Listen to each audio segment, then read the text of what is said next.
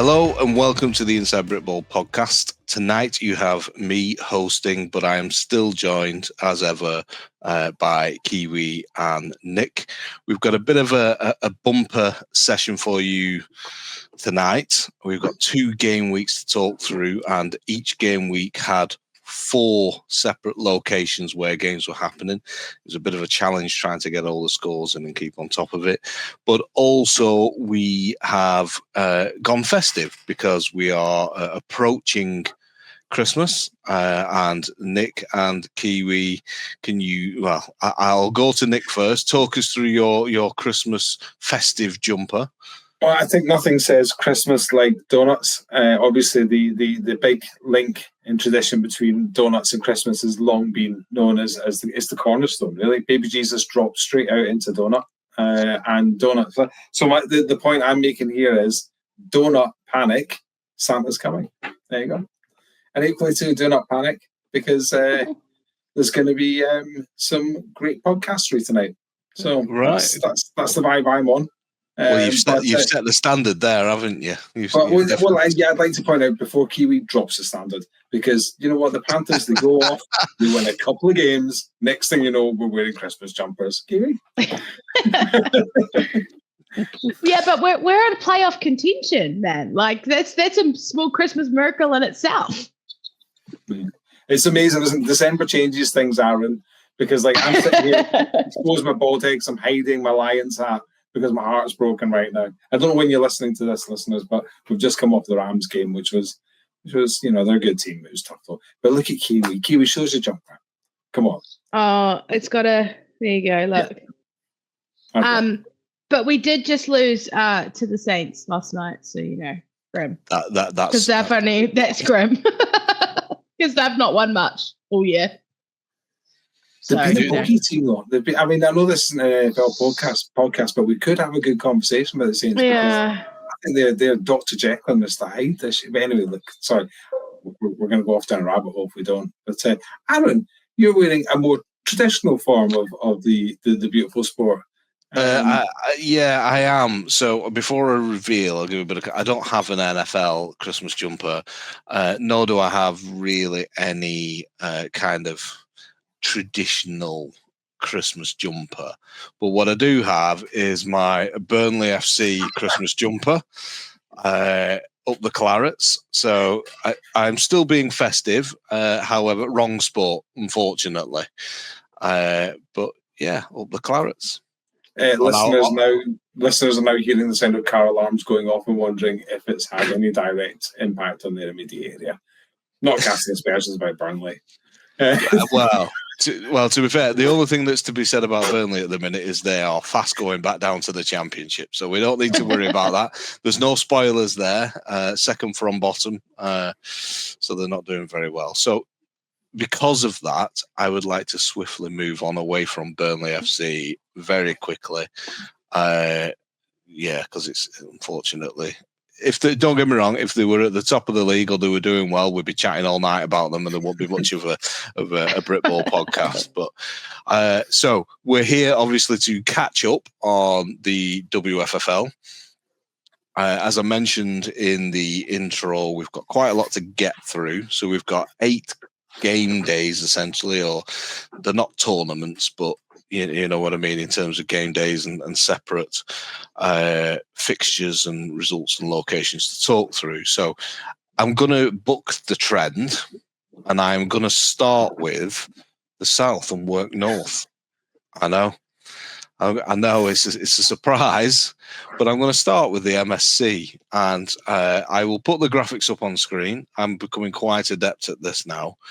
But because we've got such a bumper episode and so many fixtures have happened since we last sat down and discussed the WFFL, just for the listeners, information, I have given a very distinct brief that we've to try and keep it brief as much as possible and highlight any key things that caught our eyes in the results and the, in the individual game days. So please don't worry if your team isn't mentioned. We're not going to dissect every game because there's far too many to do that, and we'd be here all night. So it'll be key points and key takeaways on our perception of how we see the results and how that plays into the league, etc., etc. As always, we do try and get a bit of context from the teams themselves, so we understand, the drivers behind those results. Rather than just looking at fixtures and trying to interpret what happened without actually being there, we don't want to do that. So, without further ado, MSC for game day 3 or week 3. We'll go to the first location, which was Iceni Spears. I will start with Kiwi. What were your key takeaways from these results? I think what you had here was 2 dominant teams and 2 probably lesser teams in this kind of division, right? So business as usual for the Coventry Cougars. Some huge wins, a 16-0 over Nottingham Gold. Leicester also getting business done apart from their loss to the Coventry Cougars 44-0.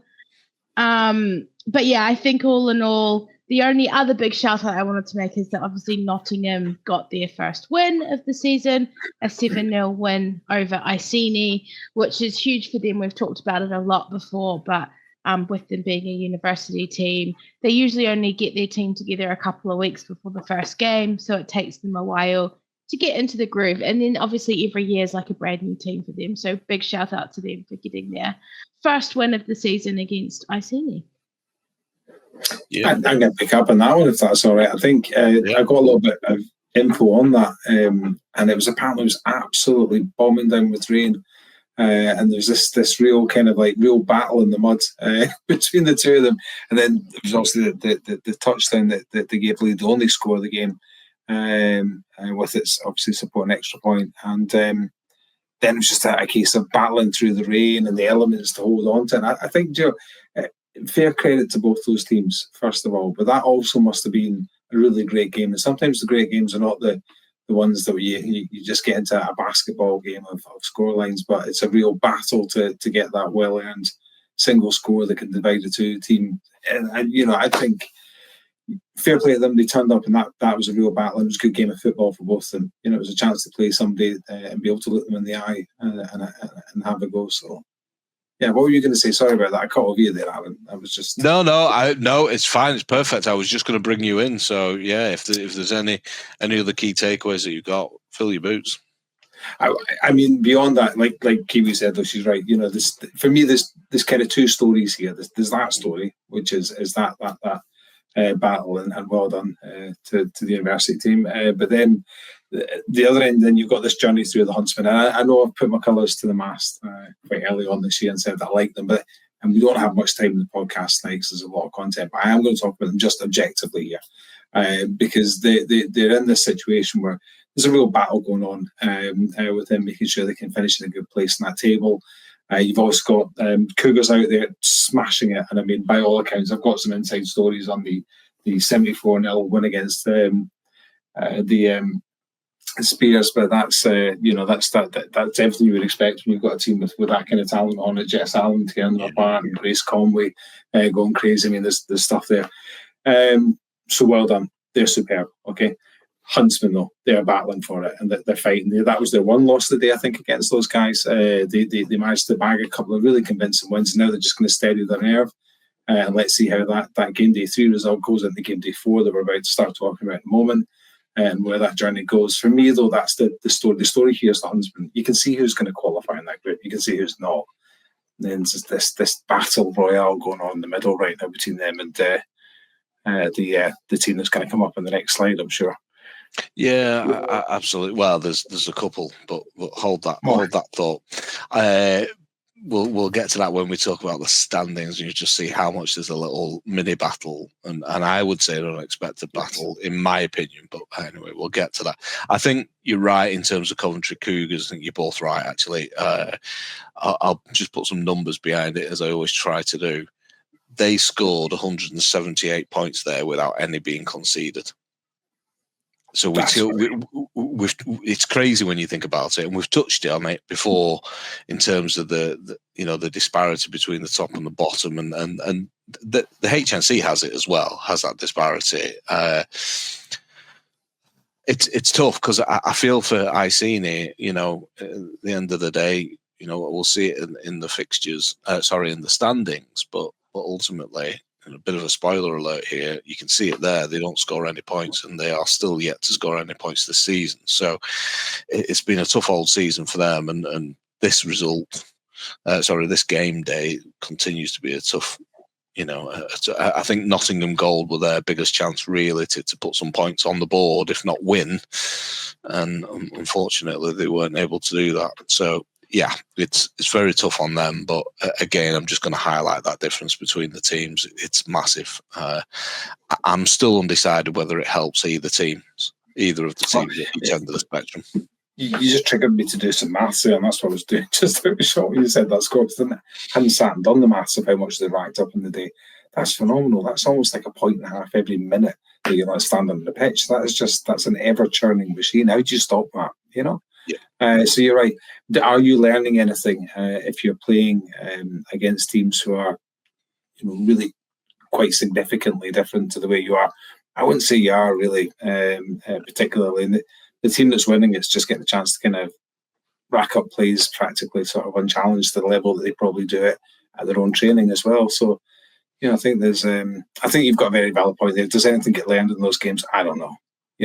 But who knows? Some would say iron sharpens iron, which I think is factually correct at times. But I think there's a limit, unfortunately. And I think when it gets to a point where players, and this is an assumption, I don't know because I wasn't there. So, any of the listeners who do know, feel free to correct me or confirm. I can't imagine it was very good at the end of the game for Iceni when, or at the end of the game day. I know it's their home, so they wouldn't have had far to travel. But either way, it's not going to be a good journey home when you've come off the back of them results, unfortunately. So, I hope it comes to them. There's still time yet. The season isn't over, so I'm here cheering them on in the background. But yeah, anyway, moving on to the other MSC game day. That was hosted by London Blaze. I think that's correct. I'm hoping that's correct. I trust in Stuart, who does our graphics. Shout out to him for doing these for us, to be fair. There's some score lines on here as well, some interesting ones. Nick, I'll start with you. Kiwi. No, actually, do you know what? So she can get a word in edgeways. I'll defer to Kiwi and I'll start the second half. Okay, fine. Okay, so Kiwi, go on, Nick. No, look, there's only one game I want to talk about on this picture, right? You want to talk about it because you can see it all over your face. Like, all right, then come on. No, we've been talking about it all season, right? Were London Flame the real deal? Could they upset the apple cart? Could they, were they going to come out and look, they did it, right? So they got an 18-12 win over the defending champions in the Coventry Panthers Onyx. Now, we all know that Coventry split their team in two this year, but Onyx are the top team, so technically the defending champions. But, they've come out and proven, at least in this game day, that they are the real deal. And, they've got that win over a team that has been, in the final at least the last few years and obviously won last year. So big shout out to London Flame for coming out and getting that win. It's no mean feat. We know they're stacked with talent. We know they've recruited well. Flame, we've talked about them before in terms of some of the players that they've got, but that's a huge result for them. So I'm sure we'll see it reflected in the standings later. But definitely a massive achievement. And that was all I had. I'll let you have the rest, Nick. You're coming at the same angle I am. If we go back the last couple of podcasts, I stuck my neck out with a bit of naivety. Obviously, I'm not as close to the WFFL as yourself, clearly. But I come off the first game day, I said, Flame look all right. They're not too bad. And to see that kind of, and Jock and obviously the people who've met around that as well, this genuinely fantastic talent there is a really good defence. And I think that if you want to have a good run at anything, having that good a defence behind you is a good thing. But then we've got the versatility of players like that as well. All you need is for things to click. A football game can sometimes just run away from you, just in a few bad decisions and a couple of bad bounces of things and things that coulda, shoulda, woulda. Do you know what I mean? And it's that. But they seem to have run their form very well. They've taken their chances, they've executed them. They haven't yet had that big clangor that you'd expect, which people move into heady heights. I think that's superb. I think it's superb, and it mixes things up, doesn't it? Oh. Yeah, it does. It does. Yeah. It makes a change, doesn't it? And I think it was me that actually. So I think I raised the question: are they the real deal? Let's wait and see. Yet they haven't yet played anyone. Well, I can no longer say that because they have played someone in Onyx and beat them. So yeah, I have to say, based on that evidence, they are the real deal. And again, we'll talk about it later on when we look at the standings. I think that also shows that they are the real deal. So I will. I think it was right to ask the question initially, but I will certainly hold my hand up and say, yeah, they've certainly proved that they are the real deal. Certainly from that result. So this brings me to the tale of two teams in the south. On the previous slide, when we talked about the Huntsman, and then we talk about the counter of that, and there's this race going on between them and now Blaze to see who can secure that fourth place. That is a very interesting dynamic, and I'm sure as we go through this and into the more recent game day and then look to the final one, there's everything's right in that. That's an interesting knuckle fight going on, Definitely. So hold that thought, because obviously we'll have to come back to game week 4, and we will move on temporarily to the HNC, and that was we'll go to the game day that was hosted by the Cheshire Huskies first. The other one was hosted by the Manchester Titans. So I was going to start with Kiwi on this, but I don't think we can give you the start every time, just because obviously you had a first-hand perspective of this game day. So, Nick, anything stand out to you on here? Yeah, absolutely shocked to see East Kilbride Black having a big game day. I mean, we talk about we can't keep our tongue in our cheek when we talk about dominance of specific teams, and we're talking before about Coventry, for example. But then you talk about dominance, and you cross over the border, and you sure do know real quick that you're in East Kilbride County. From pretty much Carlisle up to Lands, to John O'Groat, sorry. So, the only thing that stands out there is that continue. It's just, I mean, what have they given up this year? Points against? Are we even at a dozen? Maybe I don't know. We'll be barely more than that. They're playing some superb football. They're dominating. They're not really being pushed that hard. And then you do get into the blood battle when you have to start playing these other teams, the Coventries, the people like that. So let's maybe focus in a bit more on what's going on right now, the dynamic around the other East Kilbride team, the Huskies, Giants, Titans. The sort of the upper team pressure is going on in there. We've got somebody I think from the Huskies on the line right now. I'm not sure. Kiwi, got anything to sprinkle into the mix for game day 3? Well, I would like to say it was played in the glorious Cheshire sunshine in the winter, which was quite nice for a change. You got some referees as well, didn't you? You got a few of our guys came down and helped you. Yes. Shout out to all the referees who did come down and help us out. That was amazing. I had a couple of points. One was a Huskies point specifically, in that we talk about Black, but I'd just like to highlight the difference in the deficit of score for the Huskies against EKP Black. So that first game, 78-0. Granted, still a nil score, but only, 45-0? Yeah. Just trying to find it on my You're right, sheet. For those of you who don't know, I can't actually see the graphics that Arran's sharing, so I'm on a little side screen at the moment. So, that's a huge achievement, I think, like turning that deficit over by so much. So, A, I wanted to shout that out. B, a huge win over the Edinburgh Rogues, a 27-7. Not huge in scoreline, but huge in terms of table, which we will touch on at the end. But there's definitely that battle for the fourth place spot still ongoing. And an unfortunate loss, I would argue, against EKP Red, which we were all severely disappointed at. But on the flip side, in a bonus, because we won the first game by 10 and only lost the second game by 7, we still hold the head-to-head over EKP Red. And some of you may argue why that is important, but when we get to the table at the end, you'll soon see why that is a super important point. And then, I think, obviously I saw bits of the 2 EKP games on the opposite field. I think they just kind of treated it as a bit more of a practice session between the two teams rather than I think they would argue otherwise, but yeah. Maybe. I'm sure I'll hear from Gibson later in my DM saying that is definitely not the case. And then EKP Red obviously coming out on top against the Rogues as well. So, all in all, a good game day. Some interesting results. We're still seeing a lot of this tit for tat for the 3 teams in the middle, being the EKP Red, the Manchester Bees, which we'll come on to, and the Rogues. Sorry, not the Rogues, the Huskies.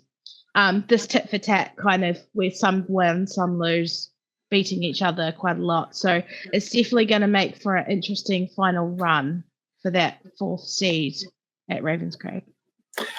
Pick on something you said. You were talking about the East Kilbride game, and you're saying that you considered the 45-0 to have been a good result, given the fact. But I think that's a fair comment.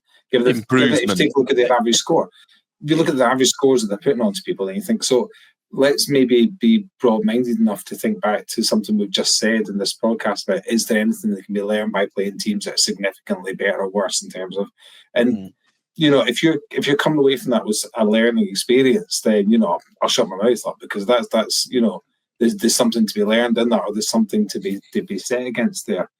What do you think? I mean, do you feel like do games like that teach you much? This is me just talking to you as a player now, less than a pundit on a podcast. It's it's an interesting one. I do think to some extent they do. I think there's a borderline of where a score becomes just not much fun to play, and gets a bit ridiculous, versus you're actually learning something. And what that score doesn't tell, which I think is quite interesting, is we didn't score an offensive score, but we moved the ball, we got some first downs, there was a dramatic improvement on both sides of the ball. So I think you can argue that you do learn, but I also think there does become a point where it's just kind of not fun anymore. And we always try to make it fun, and most teams kind of appreciate that. But honestly, and this isn't a bad thing, but EKB Black are just super disciplined, and they're not there for the fun. Well, I'm sure they enjoy it, but you get to a point where you're kind of like, okay, guys, but they just don't take their foot off the gas. That's just not their style.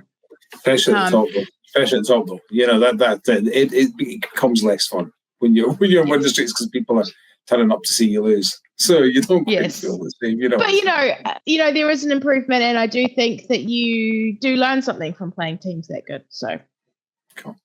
All right. So I just wanted to, because I think there's also an opportunity. Sorry about that, Aaron, but there's also an opportunity even within a conversation to then just stop and just say, "Am I assuming that's right or not?"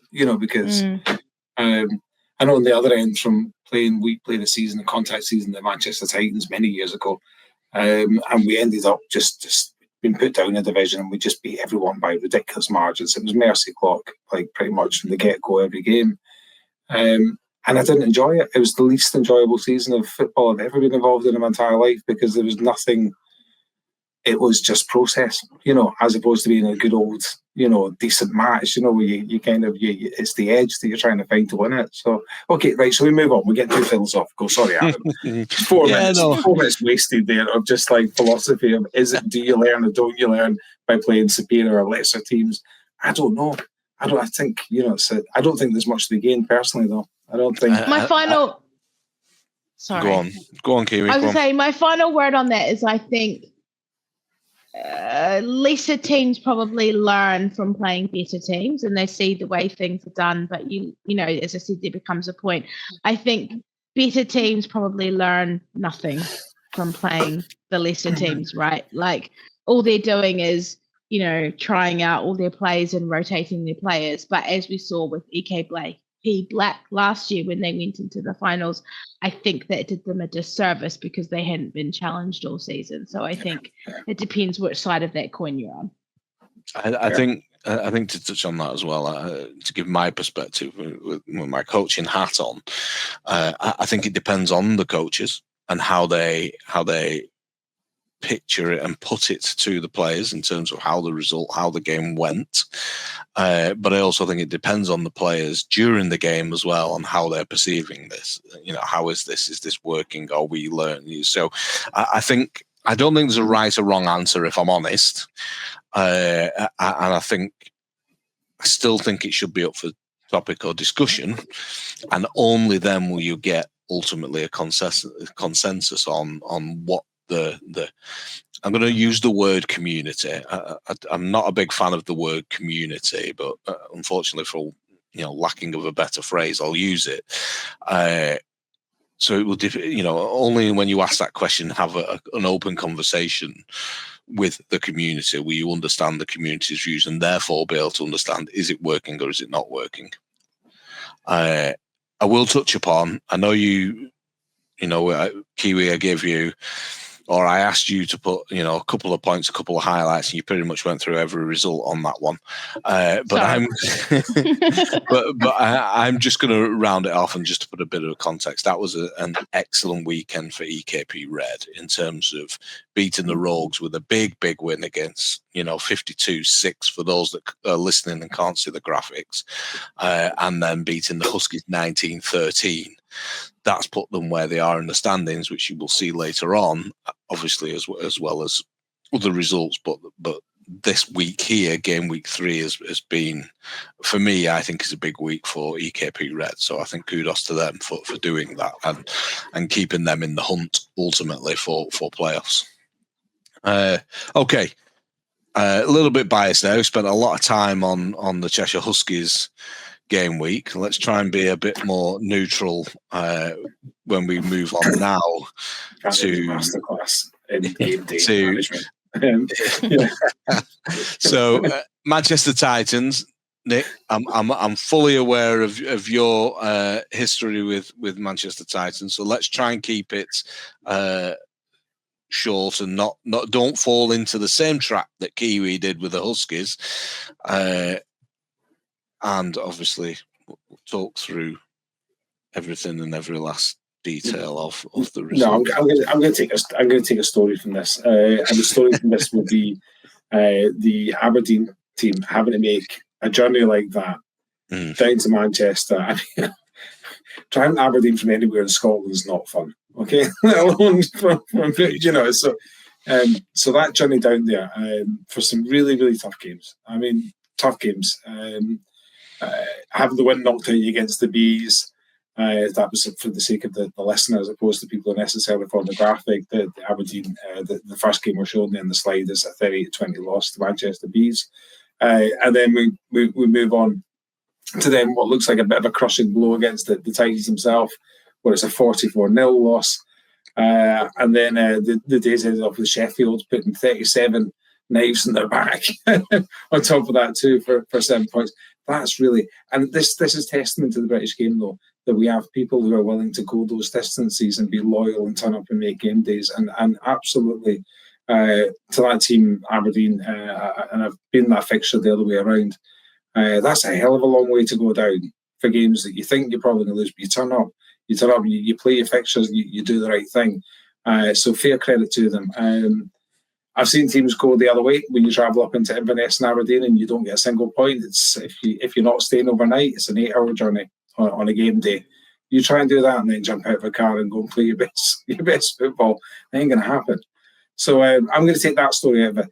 The story there being that is a massively, massively wide conference to try to cover when you're spanning that kind of distance. That will absolutely have an impact on results, irrespectively of anything else. You're not comparing apples and apples by any means here.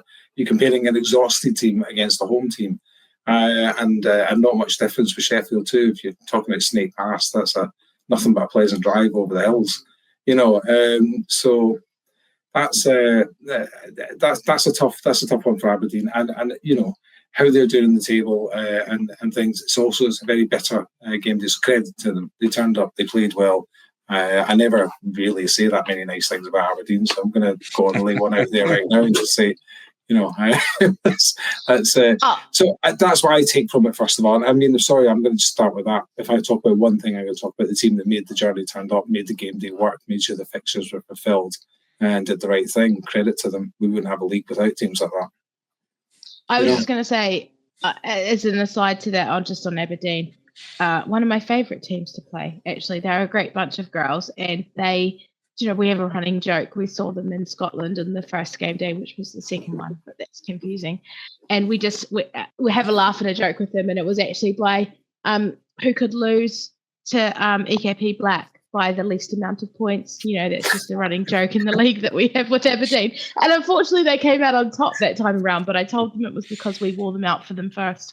But yeah, a massive shout out to them. As I just want to say, they're a great bunch of girls to play, and we love having I was talking about the teams that you can have a laugh and a joke with while you're playing, which I think makes all the difference, especially when you spend half your time getting trounced by the likes of EKP. They're lovely to play. So, although I am, Huskies do need 2 wins against them coming up. So, but still all friends at the end of it. And that's a good point. So I think we've got to be mindful here when we're looking at the standings and we're looking at the results. That is not an easy game day for Aberdeen, regardless of the travel. So the teams that are playing there is tough. And I think, unfortunately, from a schedule perspective, I think they've had it the toughest out of those teams that are battling for that final playoff spot. So I wouldn't sleep on Aberdeen just yet. I think they've got more to say in this. So, and it'll come apparent in as a spoiler in game day 4 when we talk about it. But again, even after that, there's still 2 game days left for the HNC after this one and the game week 4 that we'll talk about in a minute. So it could all change in the HNC. I'm not, and by no means Aberdeen think for a nanosecond that I'm patronising you either by that. I'm certainly not. I'm talking about the disadvantage of a huge distance to play a game. If this is the slate, we're looking at a slide right now, and the games are listed there. It's got 6 games listed. If this was the running order of the day, then to finish off their day against a very impressive Sheffield Giant team, in a situation where you're in a 7:37 game, which is far narrower than the game against the Titans, who coincidentally were beaten quite comprehensively by Sheffield Giants on the same day by 4 touchdown margin. So that's something that shows that the resilience of the team as well. That's a long day, and that is to keep slogging away, looking for that win, trying to find that way. That's the team that, your point's correct, Arran, where you come towards the back end of the season, they're the teams that don't choke. They're the teams that will pick up a win. They're the teams that will find a way to try and get themselves into the hunt, because they know what it's like to lose and they know what it's like to make everything count. Good on you, Aberdeen. If anyone from Aberdeen's listening, that's official. Nick Weston sends his love. Good on you. There you go. I was just going to pick up on one game that Nick mentioned, which I think would be remiss not to miss. I know we're on a time schedule, so I'll keep it brief. But the big win there is Sheffield over Manchester, putting them into that second place. I don't know if it officially does in the standings. I can't remember. But last year we saw Manchester in second going into finals and Sheffield in third. We know Sheffield have done well with recruitment. They picked up a lot of the Leeds girls who, with Leeds not taking part this year, needed somewhere to go. And that served them really well. So that's a huge win for Sheffield against Manchester, because that was the game that I was most looking forward to seeing in the North, to see whether that recruitment and that team that we've seen in game day 1 when we saw them in East Kilbride were actually good enough to beat Manchester, as we know are kind of always been second to EKP Black. So they've obviously come out and kind of nailed that one down. So massive shout out for them for that as well. Yeah, definitely. That was essentially my takeaway from this list of results here. Is just that was, equally as the previous one was a good game day for EKP Red. This was a good game day for Sheffield Giants, and I think it puts them firmly in control, if you ask me, even at a week 3 stage. So, yeah, right. Any more before we move on to game week 4? That's like a bingo call. Any more? Game week 4. I had some witty remark then, but I'll not do it. Not live on air anyway. I'll incriminate myself. But anyway, moving on swiftly. Game day. So back to the MSC. We'll start keeping with the theme of starting with the South. I've got a bit of evening out to do, haven't I? Given that I always start with the North, or certainly want to start with the North. London Amazons hosting their game day. So this was obviously a game day between Amazons, Coventry Cougars, Flame, and Blaze. So pretty much all the London teams, with an added sprinkling of Coventry Cougars. Kiwi, we'll start with you. What are your thoughts and takeaways on this one? So obviously we saw that Coventry Cougars still came out dominant against London Flame, who we said before had kind of put themselves in the second place. I think that was interesting for me. That was again a fixture that we hadn't seen yet, because we saw that Flame were good enough to beat Onyx Panthers, but were they good enough to get close to Cougars? It was a close game, 20 points to 14, so only one score in it. So I think an interesting one for when we see the reverse of that fixture of can they go back, study, and come back against Cougars closer. But definitely, if you look at the rest of the scores Cougars were putting up against everybody, that's one of the closest games we've seen. So, they're there, they're in the mix, they're definitely, getting close to Cougars. So let's see how that return fixture goes. And in the interest of keeping it short, that was the only one that I was going to mention. I think that's the call out, though, isn't it? I mean, this time I'm not going to go for the underdogs in the tables or the midways. This is. Let's talk about this. This is Cougars, Flame. It could come down to this at the end of the year, and this seemingly looks like the immovable object and the irresistible force, where you've got an offense that can score quite freely, and we know that they've clearly got the most points scored. I don't even look at a table for that. There'll be 100 points more clear than anyone else. But then you're up against a defence that's the stingiest defence. Coventry don't have that cap to wear. The best defence about right now is Flame. Let's be honest about that in terms of the points that they're giving up. So that could come back around again, that fixture, and that's a close fixture. I'm not even seeing a converted touchdown in the difference there. That's a game that could be won with a quick score and then an extra point.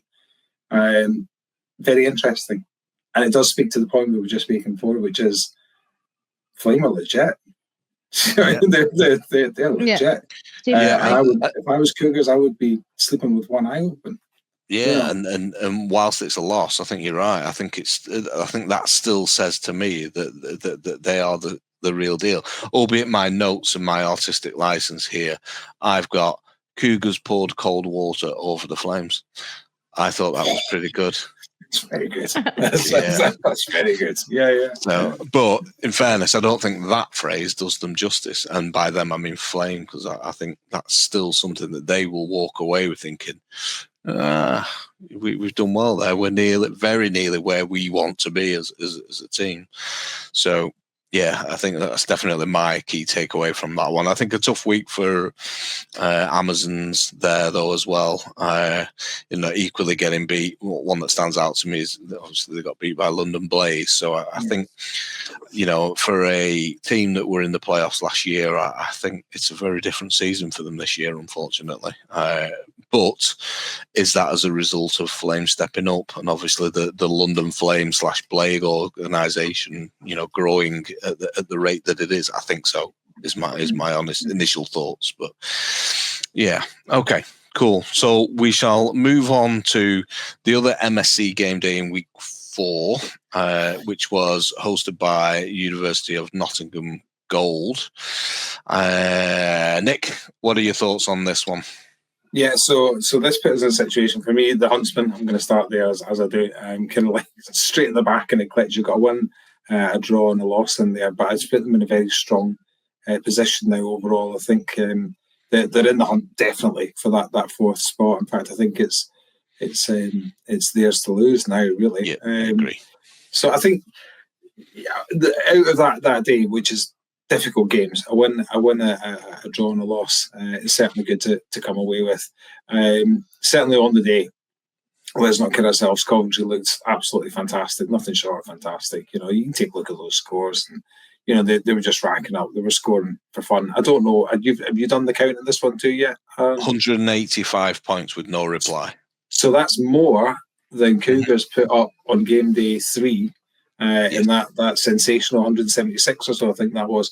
So, that's a lot of offence. That's a lot of offence to be racking up. So I think that kind of steals the headline clearly from everything else. But for this one, I'm going to stick with the Huntsman story for just now.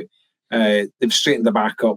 They've set the target now, and I think they're coming into that last game day off the back of these results in a place where they can just hold the nerve, put it in the back of the net, and on to the next, Interesting thing, that will come at the cost of Blaze, which is not something that, not something you say too easily, is it? No. But, right, that's my takeaway from it anyway. So, yeah. Kiwi, your thoughts? Yeah, I do agree with Nick, but maybe I was surprised by that 6-all draw of Huntsman and Panthers Ice. I think I would have expected Huntsman to be a bit more dominant in that game. So I think, they would probably rue the fact that was a 6-all draw, I think. They probably should have won that game, in my opinion. So, let's see how that plays out for them as the season goes on. I was trying to just have a quick look, but I couldn't find it. And I don't know, Aaron, if you've got it to hand. Is it the first time they've played that fixture or the second time, Huntsman? I'm not sure. Without risking the flow of I wouldn't be able to look it up, unfortunately. I was just thinking, I wasn't sure whether the first game had also been close or whether we've yet to see that game again, because if it hasn't been played before and they do have to play it in the last game day again, as we mentioned before, Ice, although not qualify, may be able to upset the apple cart a little bit in the last game day. But, I won't hold the podcast up while I say, look, that was just I'm busy scrolling while I'm sitting here. You've got me looking at the table here too, and I'm thinking about, okay, Flame have lost the game, and we know that game was against Cougars. Then that means that they've got to play them one more time too. I think there's another game left between them. Oh, no. So a 6-0 win to Leicester over Panthers Ice first time round. What about whilst you're there, Cougars, have they got Flame last game day? Bear with me. On the last game day. Because they've only played that fixture once. There's definitely another game to come there. That's a game. So Cougars have got, in the last game day, they've got London Flame, Leicester Huntsman, and London Blaze. Wowie. Yeah, wowie. Okay. Now we're talking business. Yeah. Definitely. Okay. All right. That's interesting. I see you, Flame. I see you, Cougars. Right now, you're probably just anxiously sitting there trying to act, relax, listen to this podcast. That's going to be a game, In fact, they're all going to be games. That's one heck of a couple of games to play as well. You're not exactly out the frying pan in the fire against Huntsman, and Blaze have got whole reason to win because they're fighting for that fourth place. Never put a cat in a corner, it can only come out with its claws. So it's a big cat as well. Yeah. Okay. Right. Cool. Let's see how that one goes. Yeah, just another point to note. Again, unfortunately, no points scored by Iceni on this game week either. So again, another tough weekend for them. I don't want to keep touching on that. Sorry, Iceni. It sounds like you've got it. I don't want to keep highlighting it, but at the end of the day, it's still a key point. Whether it's positive or negative in terms of that, it's still a key point to highlight. So I'll move on very quickly if before that. If you were being out of order about it, we'd be doing a Hunger Games firing the cannons every time. That's not. Sorry, guys. Forget the pitchforks outside of my house. It'll be the spears outside of my house. So I'm on fire tonight. I think. Really good, actually. Yeah, it's a Christmas show, so you're slaying it. Right. Okay. Moving on swiftly before Kiwi calls me out for dad jokes. HNC. We will start with the game day that was hosted by the Sheffield Giants. That consisted of Titans Bs, Cheshire Huskies, Sheffield Giants, and Titans A's. I'm just going to call them Titans because I'm not.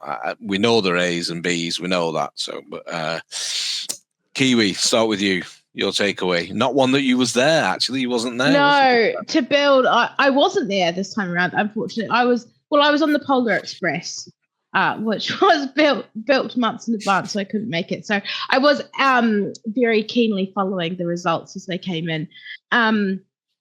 Big win for the Huskies over the Manchester Bees. Let's be honest, because that they had lost. They had lost the original fixture against them, as we mentioned a while back in the first game day. So a big important win there. Also, just to shout out, I believe our defensive captain, Fiona, avid listener of the podcast, started as QB because we had some travel and traffic issues, which meant our QB wasn't there for the start of game day. So our defensive captain stepped up and played QB. We won't mention the couple of picks I think she threw. But you just have.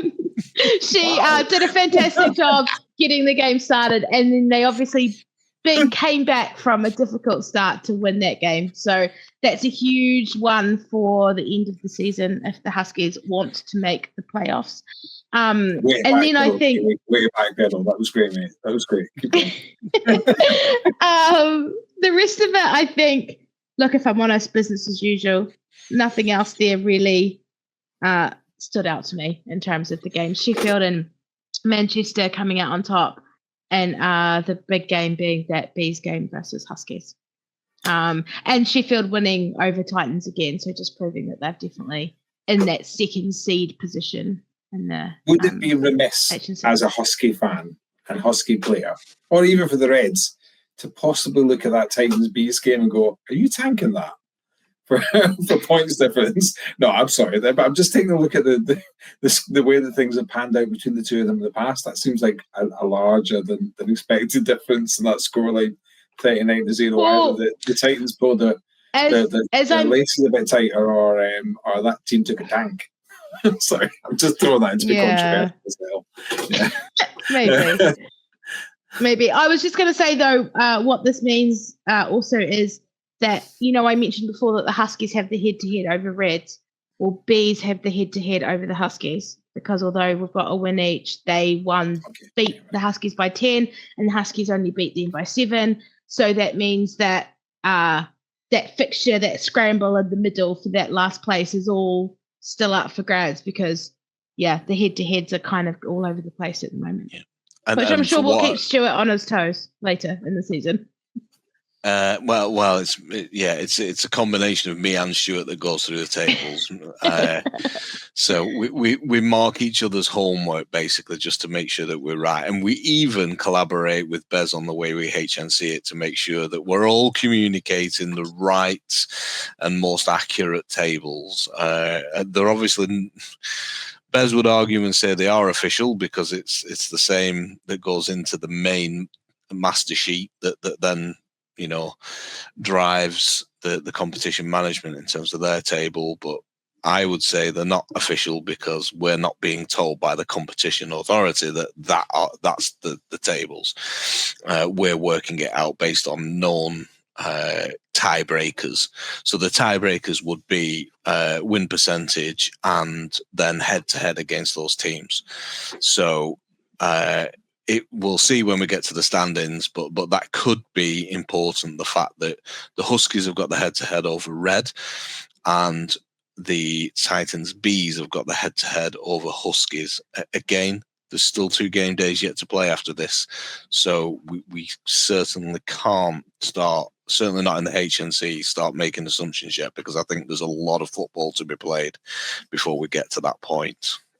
Sheffield Giants are taking care of business though, aren't they?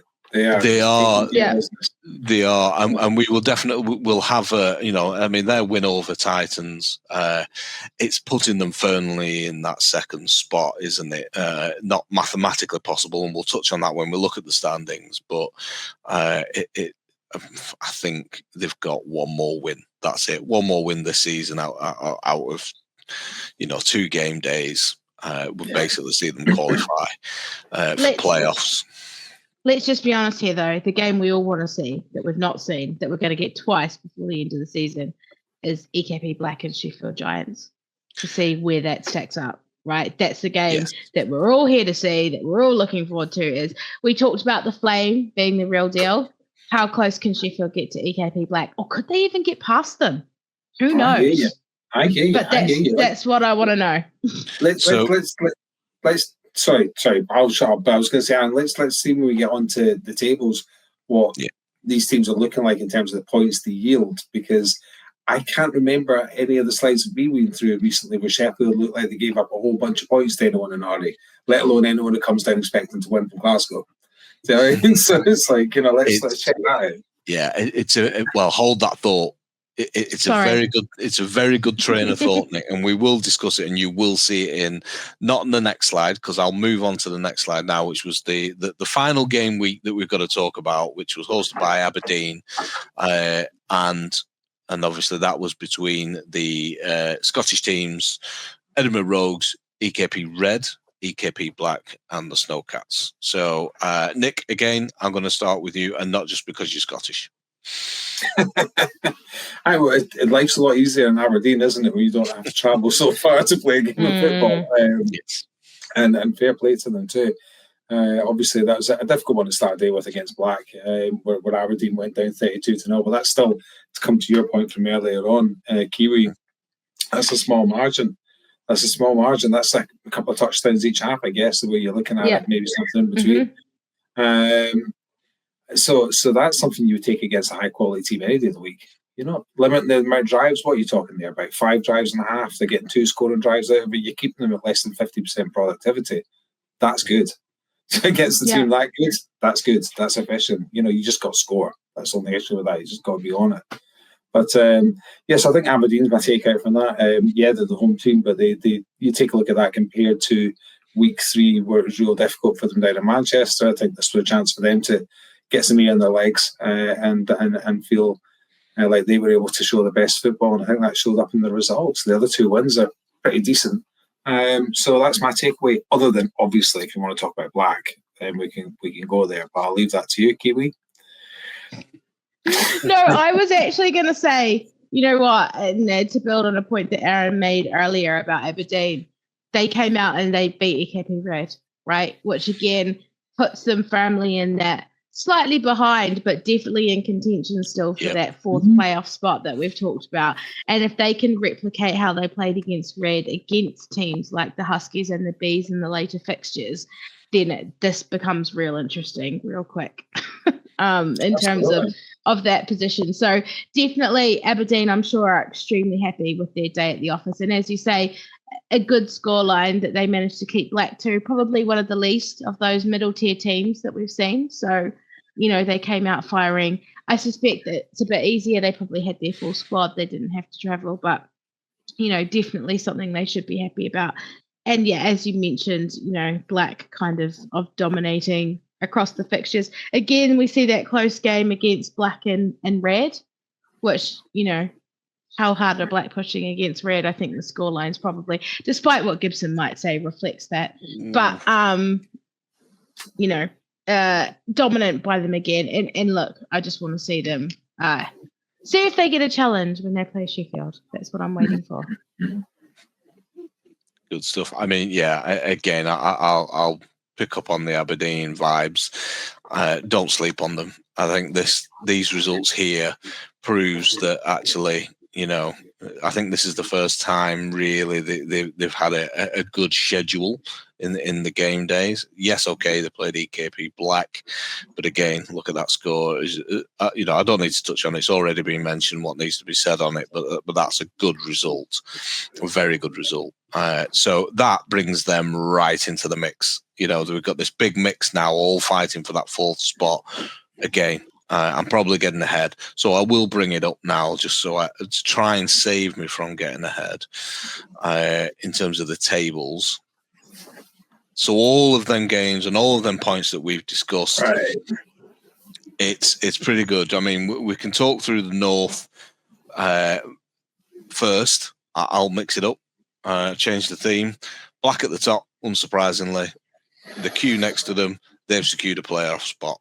So they're sitting pretty at the top.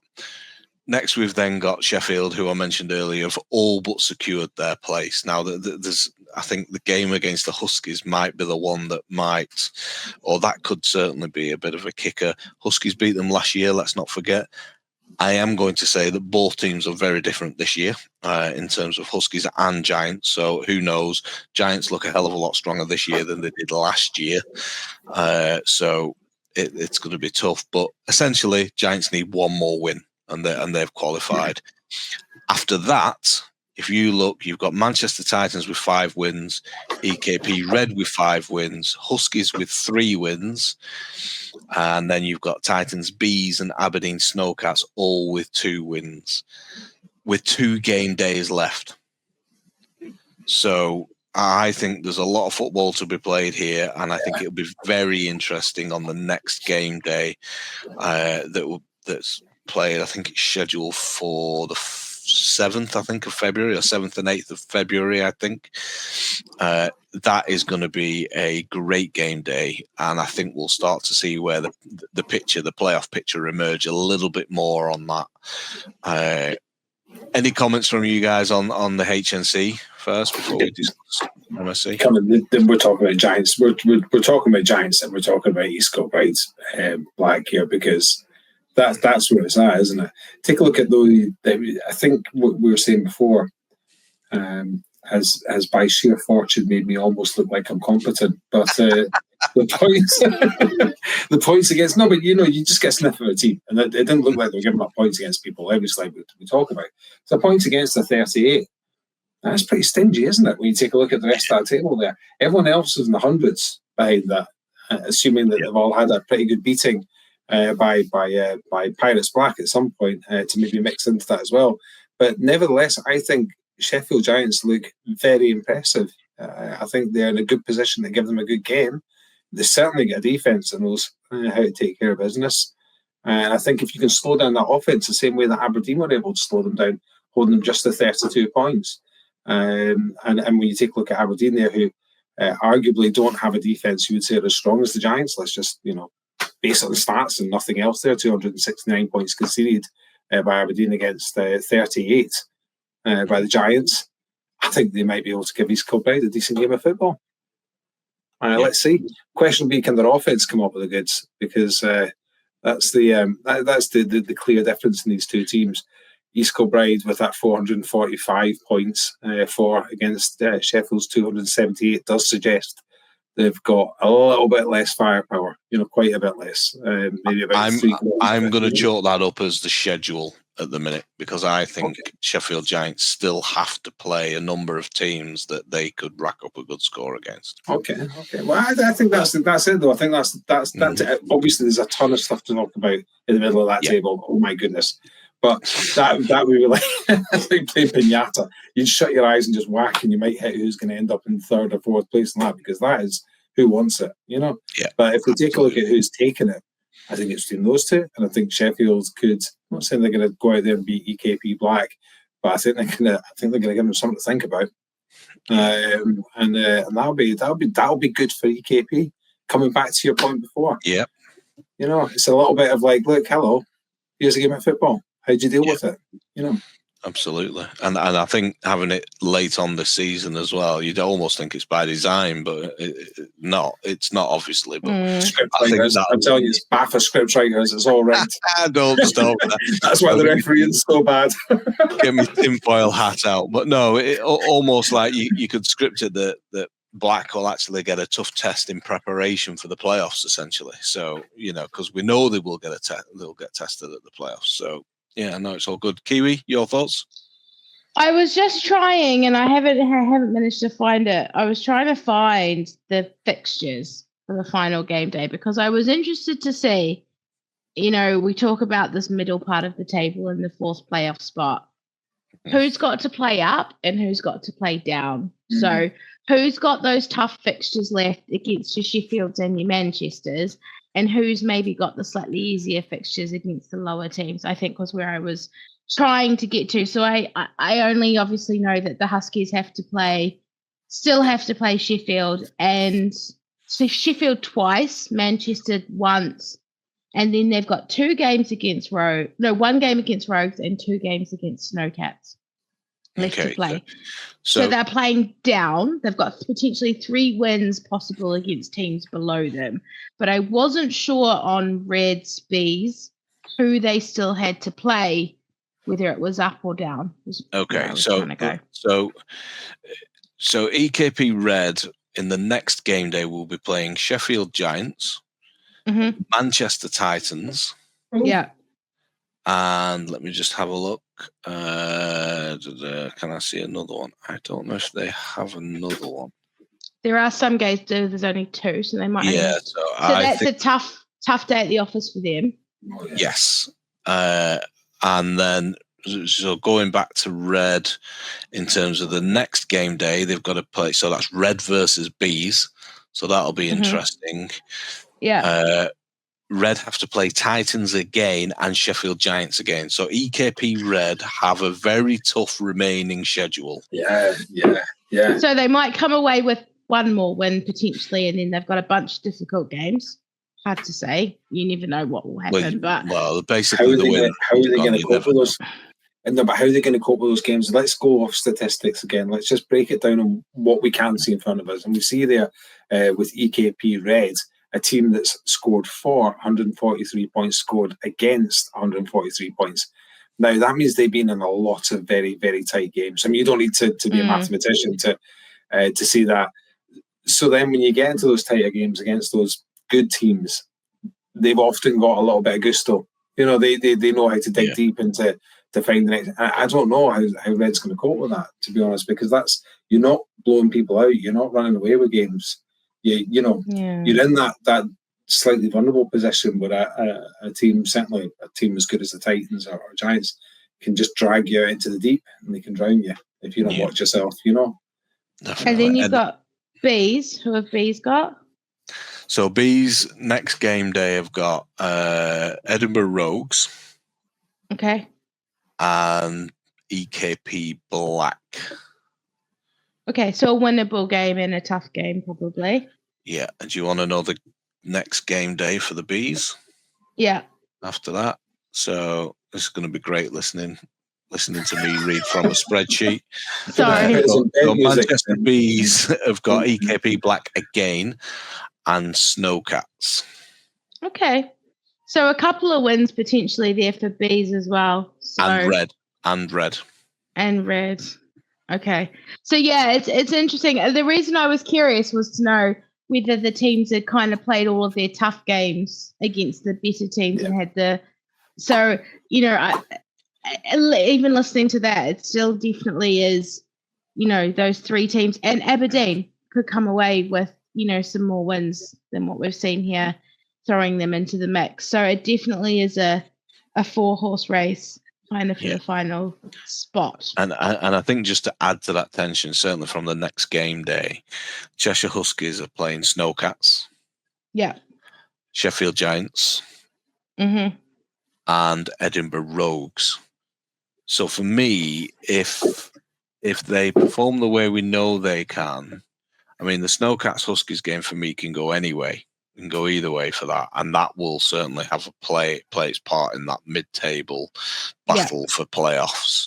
Sheffield Huge Giants playoff implications. Yeah, for that game. Sheffield Giants is a tough game for the Huskies, but then they've got Edinburgh Rogues, who, I mean, all games are tough. This is not, it's not saying that Edinburgh Rogues, who knows, the way this season has gone, Edinburgh Rogues might get their, might not their first win, but will win against Cheshire Huskies. That will certainly mix it up. But again, if Huskies win, that means that battle between, and that's head-to-head against Red might actually favour the Huskies in that sense. So for me, I mean, you look at the final game day, which should have been the first game day. Obviously, the weather had its say on that.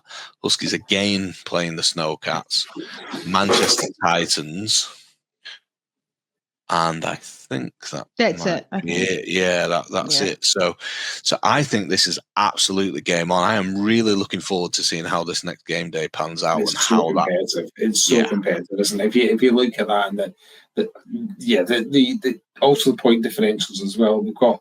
There's not a great deal. There's a kind of a couple of anomalies in that grouping, but to be honest with you, there's not a great deal. Gosh, you've got some good games. Where is the next game day, incidentally, that Aberdeen have got to play? Just to stick by my analysis before I don't know if I've got that far yet. Hold on. If you're going to turn around and say Sheffield to me, I'm like, that ain't betting on nothing. It's like, No, I think it must be Manchester. It's Manchester. Yeah. I think it's Manchester. Yeah. Right. It is. Okay. Right. So that next anyone from Aberdeen, if you're driving south on the M74 and you need somewhere to stay, me and Thea will put you up for the night. You can stop at a bit. It's only 2 hours on to Manchester. Get some porridge in the morning. You'll be right as rain. Come on. Yeah. Seriously, it's Kiwi might not like you for that, because you're then giving them an advantage, or certainly giving them a rest. Kiwi will want them to be tired. I, of course, am a neutral. I'm a fan of the Huskies because my wife, Kiwi, plays for them, of course, and I am the former head coach of the Huskies, but I am purely fan mode this year, and I'm just really looking forward to see how this pans out. I can't wait, if I'm honest. But anyway, before I get overexcited, it's not very often I get excited, so let's not let the world see me excited, because I'm going to stop that train of thought. I was just going to say, sorry, before we move on, I do think that Rogues definitely have something to say in this. I think if you look at those score lines, particularly the score the Huskies and the Rogues game was probably closer than some of the other Rogues games. So they definitely can, throw a spanner in the works, especially for the Huskies who, might be super focused on Aberdeen and kind of not consider that Rogues game. So definitely a bogey game potential in the mix there, I think. I think you're possibly right, but I'm going to put it down to a phrase that Nick said earlier, and it depends who wants it. Yeah. If you want it that bad, yeah, from any of them teams, just need to go out and get it, and it's doable. It's doable for any of them, including Edinburgh. It's doable for any of them. So yeah, if you want it, go and get it, because it's there. Get it. No, that's it. If you want it, you got to take it. What was the favourites? One of my favourite sayings of all time, and it's a great one for sports. It's if not you, then who? If not now, then when? Literally, do you know what I mean? It's like somebody's got to take that. Just go and take it. It's I know it sounds like that. Yeah, it's easier to say than to do, but sometimes it just comes down to that. Just be that bit quicker off the line. Just take that first read when you know what's on. Just get in there and close the distance down to try and make that pick when you know the ball's just hanging there to be taken rather than go for the tackle. Those little edges, they'll put a team through it. They'll put a team through it for sure every time. Yep. But anyway, look, hey, should we talk about the Southern? Should we talk about the Southerners now? Easy, Tiger. Don't call them the Southerners, but yes, we'll talk about the Southerners. So MSC, Kiwi, what are your thoughts on the standings here? What are you seeing? As we know, so for those who can't see the table, we have 3 teams already qualified for finals, right? We've got Coventry Cougars, London Flames, and Coventry Panthers Onyx. So there is only one spot left up for grabs in the South, officially. Now, as Nick alluded to before, that's probably a 2-horse race, I think, to get I think it almost certainly is, isn't it? With one game day left, I think it almost certainly is. Oh, yeah, only one game, not 2, you're right. Yeah. So you've got Leicester Huntsmen currently sitting in that 4th place with a 7-5 record. I think we normally go off percentages. Percentages first, then head-to-heads. Yeah, sorry. Which is a 0.577. And then you've got London Blaze sitting 6 and 7 with a 0.462. So, as Nick alluded to before, I think it's Huntsman's to lose, but Blaze can definitely steal it from them if they let them, I think. May I just put a little bit of salt into this one? And this is only because I've got notes on the side. It's funny that, isn't it? Like, you guys live south of the border and you're well informed of everything north of the border, and I live north of the border and I'm all over south of the border. Maybe we can figure that out next time. But Amazon, right? Amazons have got 4 games in the final run because of the way the fixtures fell. So they've got a unique opportunity. And let's just put this for a second into breath and just say, what happens in a scenario all of a sudden where things go horribly wrong for the Huntsmen and the Blaze teams, and then you have Amazons putting a 4-0 up right at the end, because that suddenly catapults that whole table. Now, I do think it's a 2-horse race. I'll just be honest with you. I think it's Huntsman in Blaze, but I'm just, I'm being the devil's advocate there and just saying that there is somebody else lurking there in the long grass, and you can't see them coming until they've got you, and that's the Amazonians. So let's just this is very old-fashioned and sexist at the same time. You know, I didn't mean it like that, but I'm just saying. What 4 games, Arran, with your spreadsheet? What 4 games have they got to play? Well, they've got to play the Huntsmen. Okay, interesting. Okay, well, that's one head-to-head. Okay, right. No, but these are breakers. These are tiebreakers. This is great. Yeah. Go on. Yeah. Twice. According to this. Hopefully I'm not wrong, but it's on a spreadsheet that I've taken from the master sheet. So I'm going to caveat it with, I'm hoping that this is not wrong. If this spreadsheet is correct, then Huntsman twice, Spears. Where are we? So that's... Sorry, I don't mean to make Yoda sounds, but this is getting really interesting. And then gold. Oh, so they could easily... 4 wins is possible. Yeah, not necessarily in that order, but 4 wins is possible. And 4 wins, more importantly, against Leicester. So the other games that I have for Leicester, because I think it's pertinent, is Leicester are their other game. Blaze. Drum roll if you can't hear that. Cougars. Ooh, tough. So who have Blaze got to play then? Oh, God. I guess. Onyx. Okay. Ice. Mm-hmm. Cougars. Oh! Ooh, tough. Tough for Blaze. So to your point, Nick, this is absolutely doable for Amazons. I think it's Amazons, maybe Huntsman then, based on what we've just said. That's the real... Yeah. That's possibly the thing to be watching in here, because that is tasty. And that's going to happen in 2 games against each other. My goodness. That is like 3 bits of Weetabix that morning. No doubt. And now I am gonna say that hopefully my spreadsheet is right, because I'm worried that we are bigging this final game day up, and if it's wrong, have you got? Wait though. Have we got any scores for like Huntsman Amazons from any other game day? That's what we need to find out. What do you mean, against each other? Yeah, so they definitely got to play each other twice. That's the two, isn't it? Let's have a look. Again, not the best listening. Terrible listening. On YouTube. This is even worse. I'm plugging cables in because it's getting so exciting. We're over the hour mark and the laptop's getting to that point. We are, and I am going to wrap it up very shortly. Yeah, but hey, listener, if you're here right now, this is the best part of the podcast. Like, seriously, thanks for sticking with us for the last hour, but this bit's great. This is golden. On the assumption that my spreadsheet is correct, Nick. That one listener right now is out there going, wow, this is brilliant. This is award-winning pod. Nick, we have got more than one listener. Whether we've got more than one listener after this podcast, I'm not sure. Or after seeing these jumpers, perhaps. I tell you what, we've got everyone who cares about Huntsman and Amazons right now going, what? And then I am not seeing anything, Kiwi. I am seeing no. Right, here's a moment of professionalism. I'm going to disappear on the desk and plug a cable in. So just hang on. Talk amongst yourself. Go on mute, Nick, so we don't hear you plugging your cable in. Yes. So to answer your question, Kiwi, no, I don't see them playing each other at any point. So they do definitely have to play twice? Yes. So how does that work? Do you play, surely not back-to-back, one first and one last? Like that could be, the game could go one way, right, in the first game, and then you've got two more games in the middle for Amazons, and then it could go completely the other way. I'm not entirely sure of the running order because obviously they can change depending on the schedule of the team. Who's hosting? Who's hosting? It's Onyx and Cougars joint, I think.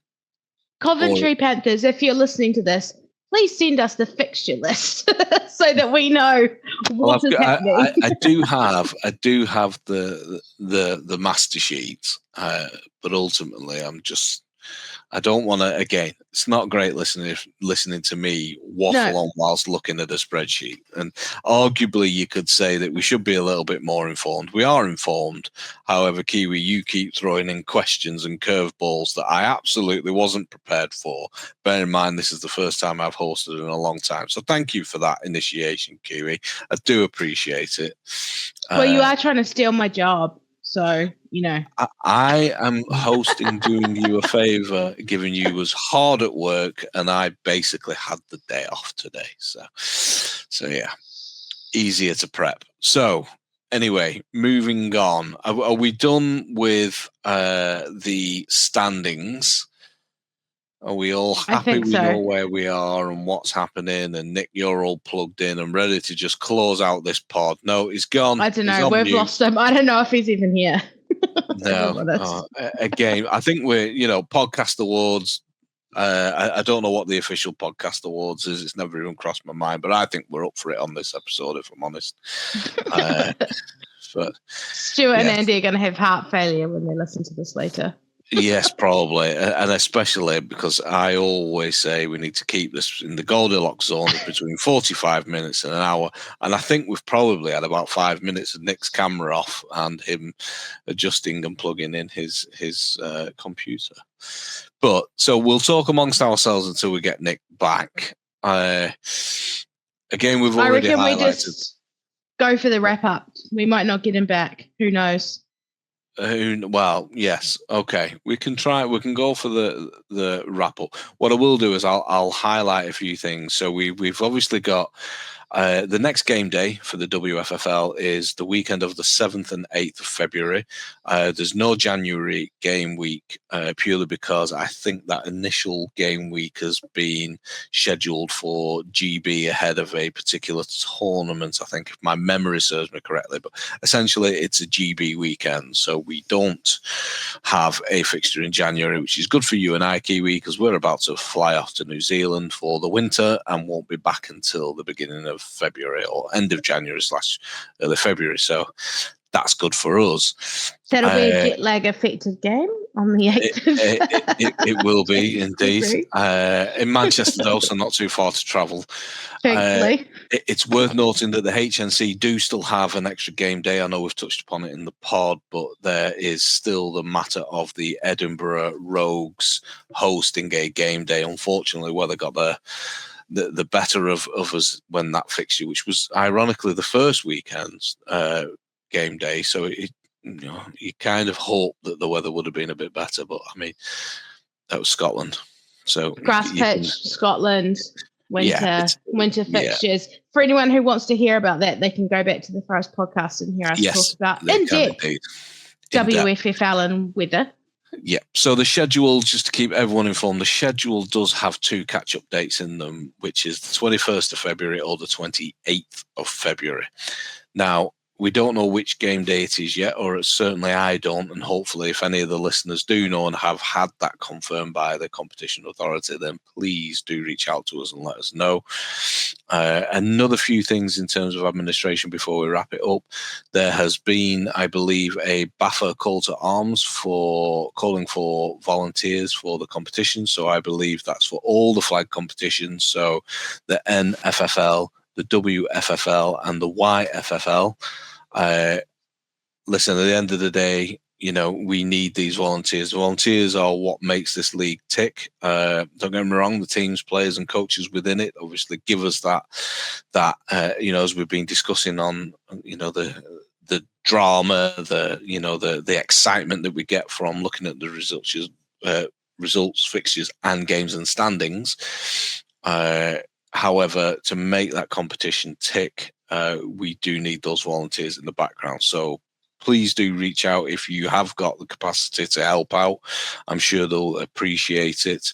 And then, obviously, just to wrap it up finally, we've got our festive jumpers on. We're obviously going to have now a holiday interlude. I'll say happy holidays because it's not Christmas for everyone. And ultimately, I think we've got Nick back now. So let me just remove from here. Hold on. I'll remove the fixtures. I'll add Nick back on a different screen. Here we go. Sure. Can't hear you, Nick. Yeah, you're either on mute or we're wrapping it up anyway. We can see you. Yes, we can see you. That's all that matters. So basically, final word is happy holidays to all those. Have a great break. Have a happy new year. And we will speak to you again following that game day week 5.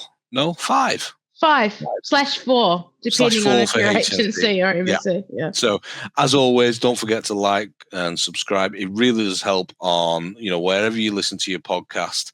Please make sure you like and give us a shout out and follow us and subscribe, because that really does help in terms of the algorithms that the likes of Spotify, the likes of YouTube, etc. use. And also don't forget to reach out to us on socials. We're on Facebook, Instagram. I think we're on TikTok as well. You can show me age here, but it's not really my thing, but I think we're also on there. So thank you very much for listening. Apologies that just ran on. I don't think it's been too bad with it being a bumper weekend. Have a great Christmas and New Year, or happy holidays, and we will see you on the other side of the year.